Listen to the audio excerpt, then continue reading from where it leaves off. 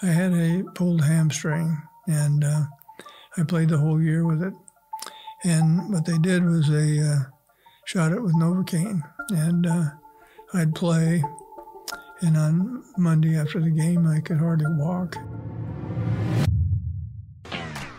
From Grindstone, this is Nebraska Made, a narrative journey through the lives of Nebraska's most inspiring business leaders. We unpack the intimate details of how our guests navigated obstacles and built their companies in pursuit of the good life. I'm JT Martin, and today we hear from one of the greatest to ever coach the game of football, three-time national champ and Hall of Fame coach, Dr. Tom Osborne.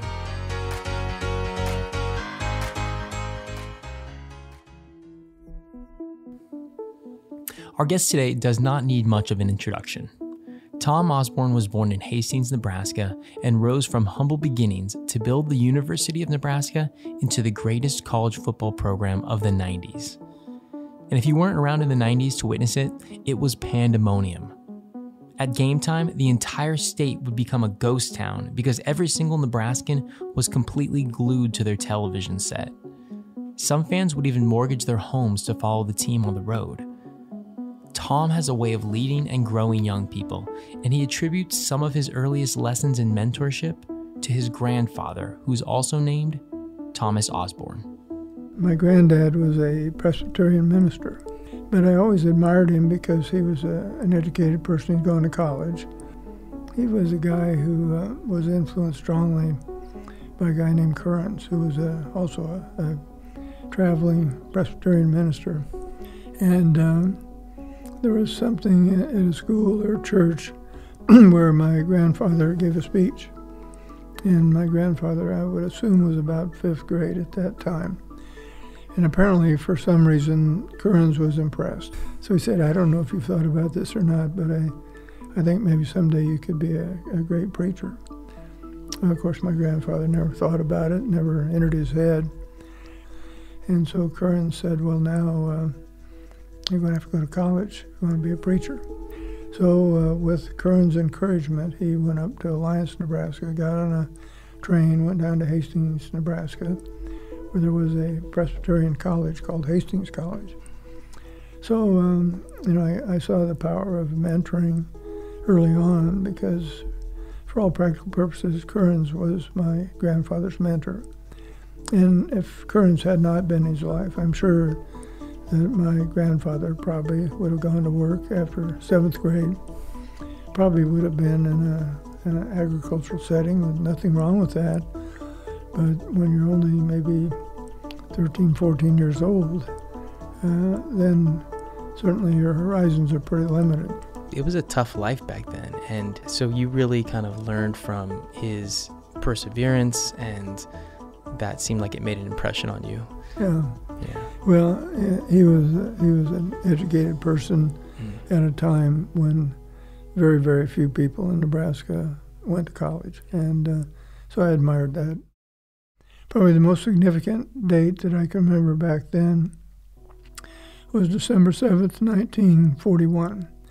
And on that date, obviously, Pearl Harbor was bombed. And I remember my dad's reaction. I was 4 years old, and my dad jumped out of his chair and he said, I'm going to get into this thing. I didn't really fully understand what that meant.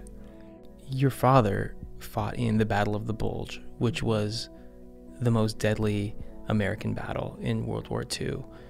Tell me about that. You probably didn't hear from him for a while, and when he got back, you probably really wanted to impress him.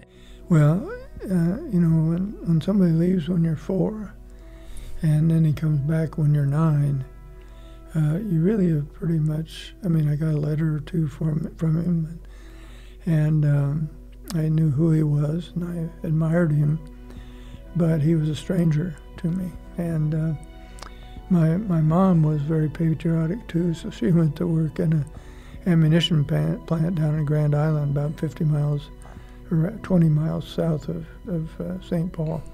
And then one day the ammunition plant blew up, and several people were killed. And my dad heard about it, and he wrote home and he said, one of us better survive the war So I want you to quit. So she went back to teaching school. Both of Tom's parents, Irma and Charles Osborne, survived the war. Charles fought in the Battle of the Bulge, which was the bloodiest battle for the U.S. forces in World War II. The U.S. suffered 90,000 casualties alone, and German forces had surrounded the Allies and cut off all communication, so Tom's father couldn't write home for a number of weeks, and Tom says he remembers his mother crying often. When Tom was 9 years old, his father returned home, and the one thing that Tom and his father really connected over was their love for sports. So your father comes back from the war. He was an athlete himself. You mentioned he was very into athletics. Mm-hmm. So you became very interested in athletics, and you, kind of jumping forward a little bit here, you were the high school athlete of the year at Hastings High School for the state of Nebraska, and then the Nebraska College Athlete of the Year at Hastings College, the only person to ever be named both high school and college athlete of the year. At that time, whatever sport was in season, you played it.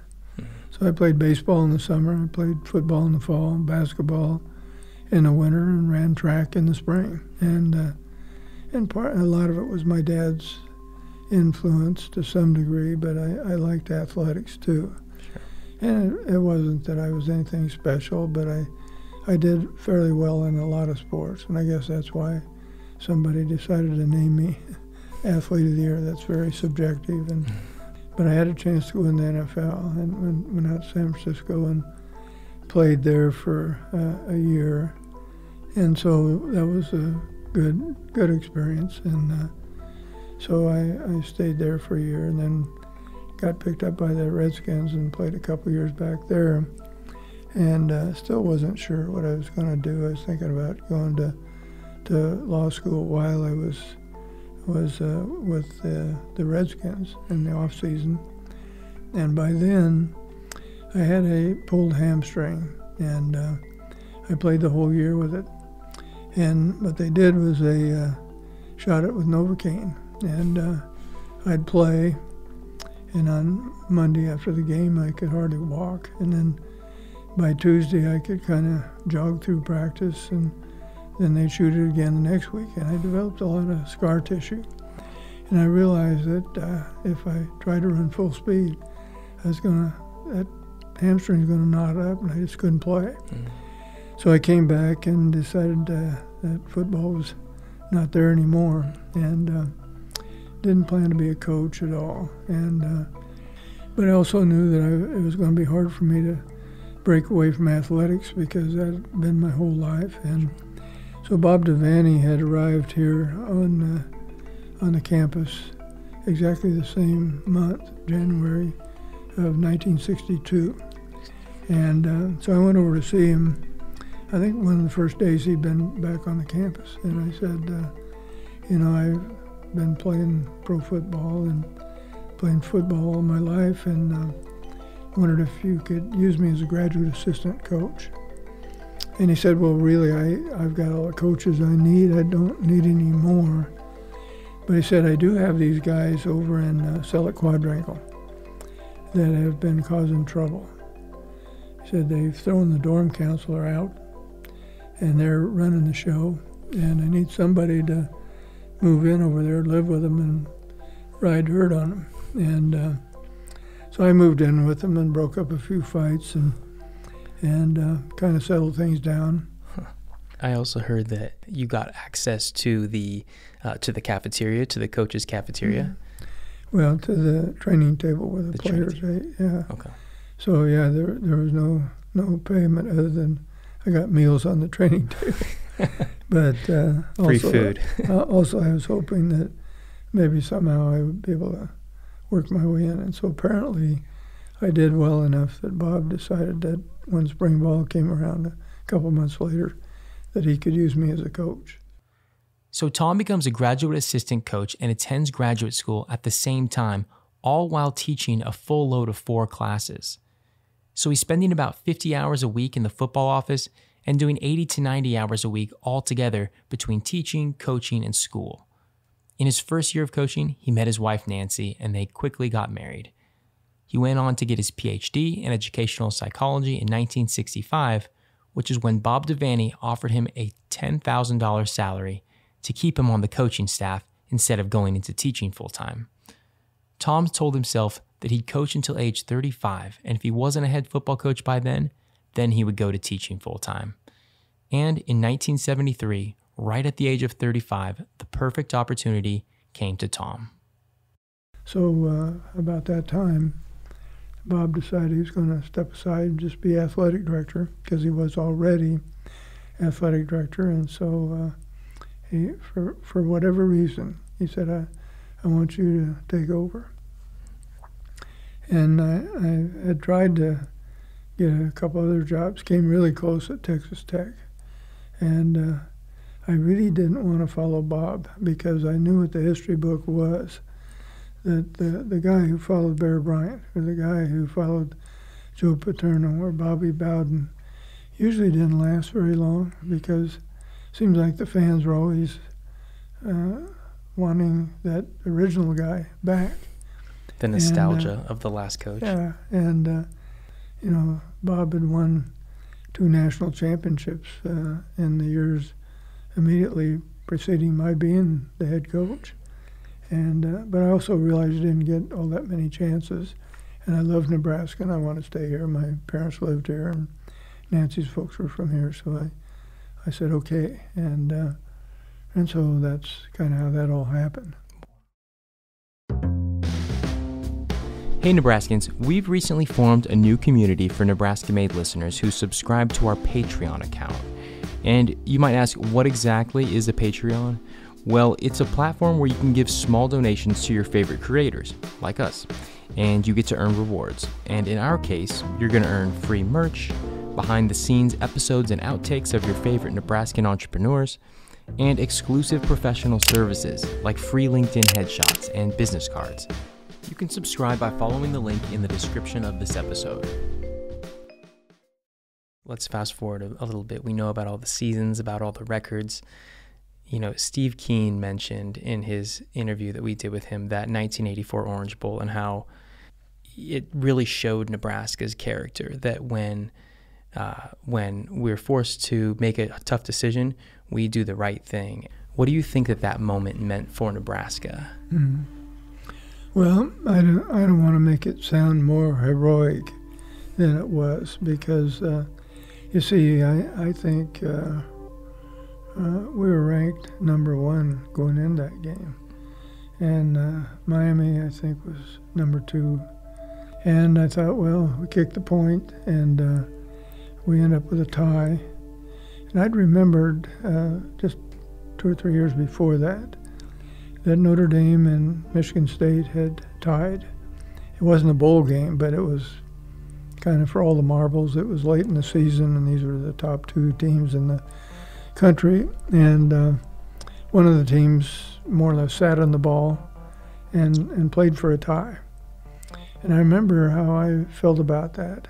So I just felt, yeah, if you're going to be national champion, you better win the game. And so we went for it. And it was kind of interesting, because we'd studied Miami pretty carefully and watched what they did down near the goal line. So we realized they'd be in a man-to-man coverage. And we put our I-back up in a kind of a semi-wing position and ran him to the flat and took our split in, and Irving Fryer slanted in and took their 2 people in. But for some reason, at the last minute, the guy that was covering Irving Fryer saw what was happening. The halfback was going to the flat. He came off of Irving and dove. Just got a fingertip on the ball. I mean, it couldn't have been more than a quarter of an inch. And the ball was just a little bit behind. If it had been here, there'd been no question. And so I think probably 7 out of 10 times we make that play. But in that particular case, the guy made an extraordinary adjustment defensively, and then the ball was a little bit short. And so we walk off the field losing the game. But that's football. That moment seems like it just really symbolizes sort of the character of Nebraska, that when the going gets tough, Nebraska's going to do the right thing. Do you kind of see that as a constant here in Nebraska? Well, I like people in Nebraska because they, I think whether we realize it or not, there's still a remnant of frontier mentality. And that is that, the only way you survived out here back when my grandfather was homesteading was you better have some neighbors that would come in and help you. So if your barn burned down or somebody was sick, everybody would try to figure out a way to pull together. And after that play, Nebraska really did have to pull together. Some Nebraskans praised Tom as a hero for his choice to go for 2, but others criticized him heavily.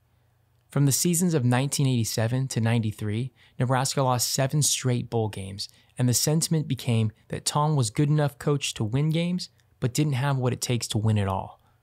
It wasn't until 1994 that Tom was able to bring home his first of 3 national championships in the 90s and solidify his place in college football coaching history.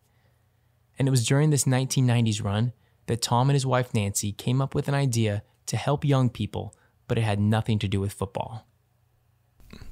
Can you tell me about what happened to give you the idea to start Teammates? And what was it like when you asked those first players to become mentors? Well, Nancy had been watching a segment of 60 Minutes, and I think on that segment there was a guy named Eugene Lang. Eugene Lang was an older gentleman, and he'd gone on to college and had quite a bit of success in business, and made some money. And he was invited to come back to speak at 8th grade graduation of the school that he had attended as a middle school student. So when he got up to speak to the students, just kind of on a whim, he said, if you guys will graduate from high school and get good grades, stay out of trouble, he said, I'll pay your way to college. And so Nancy was impressed by that, and she said, is there something we could do? And I said, well, Nancy, I'm not quite ready to put a elementary school through college at this point, because at that time they didn't pay football coaches what they do today. And I said, I'll see what we can do. So the next day I got up from our football team and I said, how many of you guys would be willing to serve as a mentor to some 7th or 8th grade boys in the Lincoln Public Schools? And we had 22 hands that went up. So we matched them up and just told our football players to meet with them once a week.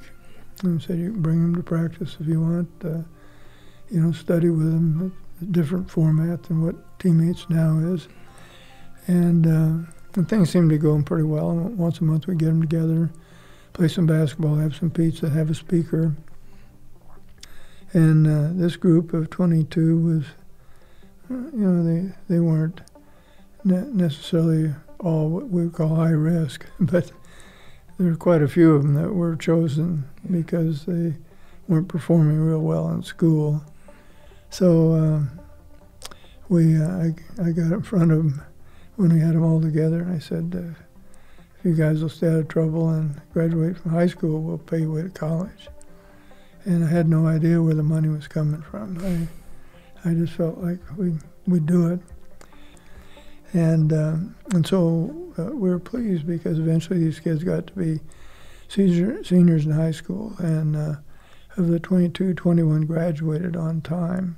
Wow. Which surprised us. We thought maybe if we got 12, 13 of them graduated, 14, that'd be good. But the thing that really surprised us was of the 22, 18 went on to college, and we thought maybe 4 or 5 out of that group would go to college. So we thought, well, maybe there's something to this because it seems to be working. So after its initial success, Teammates was off and running.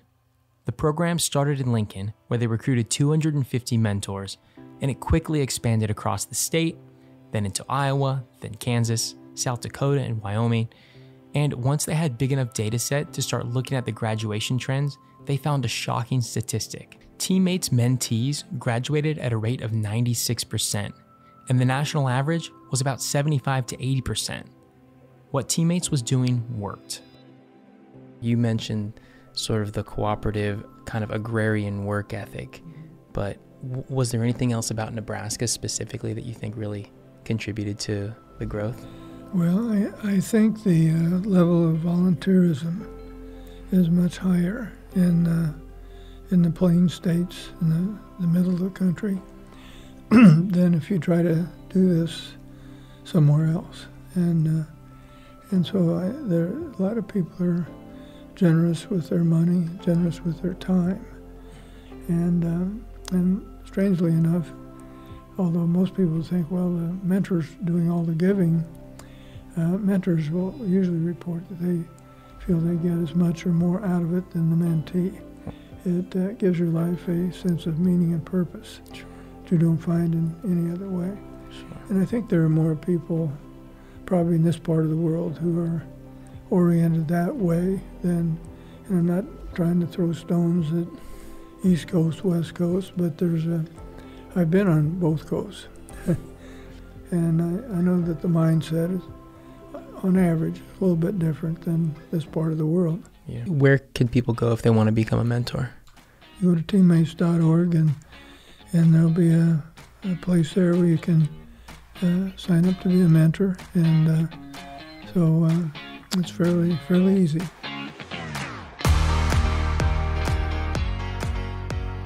A year ago, Teammates hit their 11,000th mentee, and the program continues to expand year over year.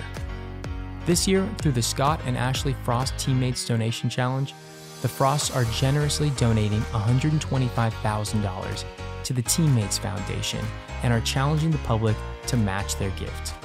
You can go to teammates.org to take part in the challenge or to become a much-needed mentor. I'm JT Martin, and this has been a Grindstone production. Grindstone is one of the premier production and marketing firms here in Lincoln, offering everything you need to grow your business, from video and podcast production to social media management and media buying. You can learn more by visiting grindstoneagency.com. Hey, thanks everyone for liking and sharing the promotions for this episode. We're pleased to announce the winner of the ticket giveaway.